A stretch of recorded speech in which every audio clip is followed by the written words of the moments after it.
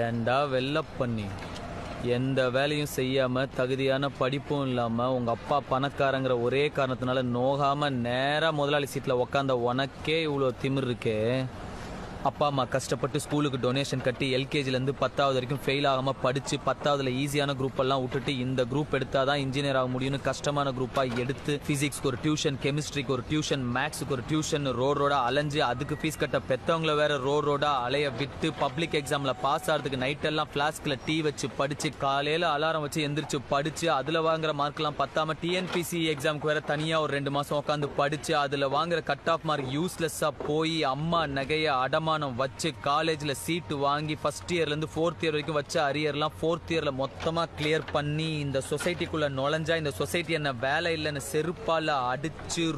ரோடா வேலை தேடி அலைஞ்சு 3 வருஷம் 4 வருஷம் வீட்டுல தண்டமா உக்காந்து அப்பா என்ன தண்டச்சோறுன்னு திட்டி சாப்பிடுற ஒவ்வொரு வாய் சாப்பாடும் தொண்டையில சிக்கி வலிச்சு இறங்கி எவனோ ஒரு புண்ணியவான் கடைசியில ஒரு நல்ல மனுஷன் எனக்கு வேலை கொடுத்து அதையும் பிடிக்க நினைக்கிற உன்ன மாதிரி ஒரு புறம்போக்கெல்லாம் சமாளி இன்னைக்கு முன்னாடி நின்று பேசிக்கிட்டு இருக்கிற வேலையில்லா பட்டதாரி எனக்கு எவ்வளவு திமிரா இருக்கும்.